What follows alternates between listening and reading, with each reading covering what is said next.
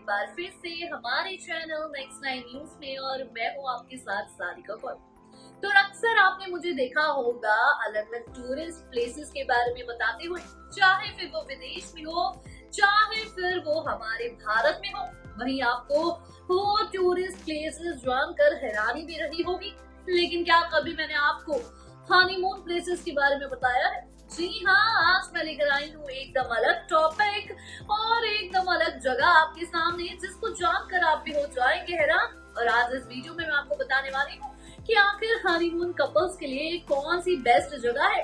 अक्सर आप लोग हिमालय की पहाड़ों वादियों में घूमते रहते होंगे, लेकिन क्या कभी आपने कुछ भारत में अलग ट्राई किया है? वहीं आज मैं आपको बताऊंगी आंध्र प्रदेश के आकुल घाटी के बारे में, जिसके बारे में आपने कभी नहीं सुना होगा। जी हाँ, आंध्र प्रदेश में भी एक ऐसी जगह है जिसको हनीमून प्लेस कहा जाता है। वहीं कहा जाता है कि वहां पर बहुत से कपल्स आते हैं।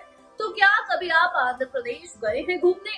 आज मैं आपको बताऊंगी हनीमून के लिए बेस्ट प्लेस इन इंडिया, यानी भारत में सबसे बेहतरीन जगह, वो भी हनीमून कपल्स के लिए।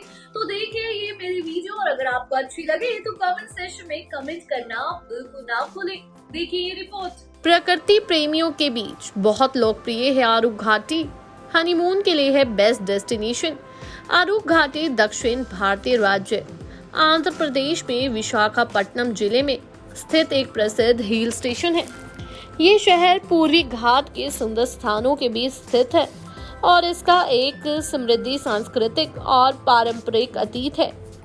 ये स्थान दक्षिण का सबसे खूबसूरत हिल स्टेशन है और अपने कॉफी बनाने के लिए जाना जाता है। हरे भरे कॉफी बागान, व्यापक वर्षावन, हरियाली घाटियां और साफ पानी के झरने इस जगह को बेहद खास बनाते हैं। आरू घाटी में देखने के लिए कई पर्यटन स्थल हैं, जो हर साल पर्यटकों को आकर्षित करते हैं। प्रकृति प्रेमी और हनीमूनर्स के लिए ये हिल स्टेशन बहुत ज्यादा फेमस है। आज के इस वीडियो में हम आपको आरू घाटी के प्रमुख पर्यटन स्थलों के बारे में बताने जा रहे हैं। तो पहला है कॉफी संग्रहालय।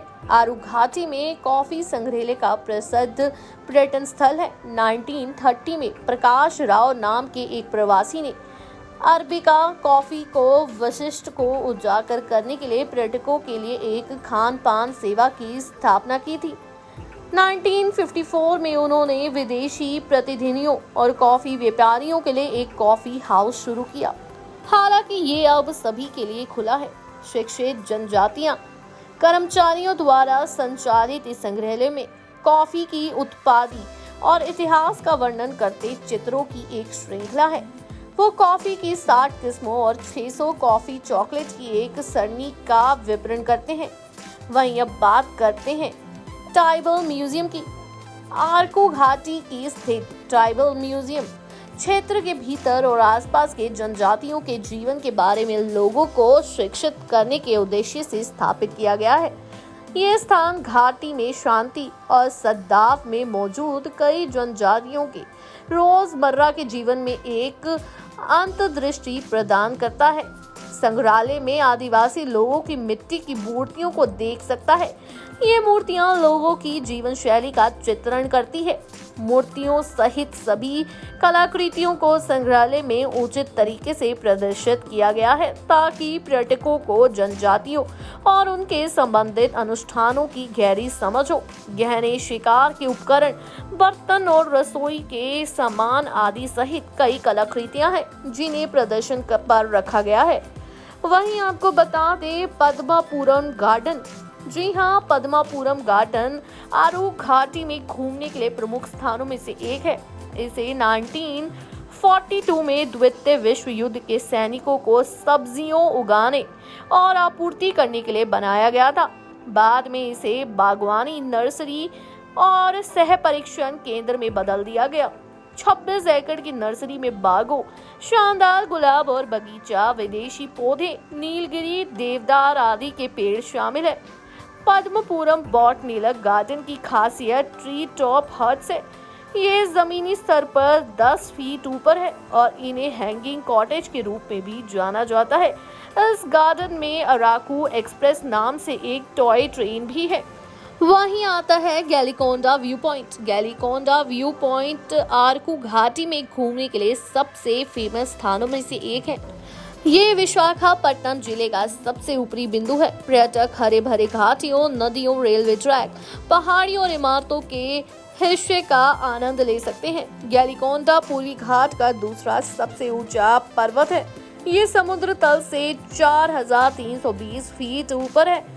ये बोर्रा गुफाओं और आरकू घाटी के बीच के मार्ग पर स्थित है। वहीं बात करते हैं अनंतगिरी वाटरफॉल की। अनंतगिरी वाटरफॉल विशाखापट्टनम से लगभग 60 किलोमीटर दूर पूर्वी घाट पर स्थित है। ये अराकू घाटी की 30 किलोमीटर दूर स्थित है।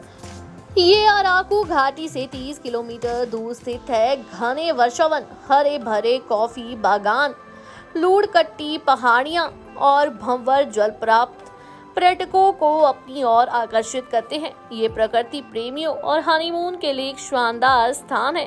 झरन रकू वाटरफॉल और अनंतगिरी टाउन को जोड़ने वाली मुख्य सड़क से 1-2 किलोमीटर ही दूरी पर है।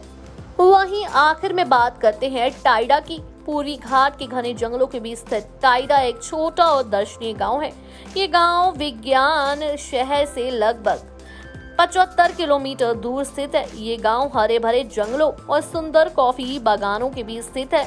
दूर दूर से पर्यटक शहरी जीवन के तनाव दूर करने के लिए टाइडा गांव में आते हैं। इस गांव में रिसोर्ट्स, लॉग हट्स के साथ साथ ट्री हाउस भी है। प्रकृति प्रेमियों के लिए विशेष रूप से पक्षी देखने के लिए आदर्श गंतव्य है। टाइडा गांव आपके शरीर और मन दोनों को फिर से जीवित करने के लिए एक सही आदर्श स्थान है। जी हाँ, अराकू घाटी कहते हैं कि यहाँ पर आपको कुछ अलग देखने को मिलेगा। आपने पहाड़, बर्फ तो हर बार देखी है, कभी आप हरियाली भी ट्राई करिए। जी हाँ, हनीमून के लिए अराकू घाटी को सबसे बेस्ट प्लेस माना जाता है। कहा जाता है जितने यहाँ पे कॉफी के बाग हैं उतने ही पत्ती के भी हैं। और वहीं कहा जाता है यहाँ के फूल, यहाँ की हरियाली बहुत बेहतरीन है और ये कपल्स के लिए फोटोज क्लिक करवाने का बेस्ट प्लेस है। कई बार फोटोशूट और वहीं पर शादी के शूट्स भी यहाँ पर होते हैं। वहीं आपको बता दें अराकू घाटी में सिर्फ अराकू घाटी नहीं, यहाँ पे डिफरेंट प्लेसेस हैं जहाँ पर बहुत से एडवेंचर्स भी होते हैं। वहीं कपल्स के लिए बहुत अच्छे यहाँ पर होटल्स भी हैं। अगर आपको ये वीडियो अच्छी लगी हो और आपको एक नई जगह के बारे में जानकर अच्छा लगा हो तो जल्दी से जाके चैनल को करें सब्सक्राइब और बेल आइकन दबाना बिल्कुल ना भूलें। धन्यवाद।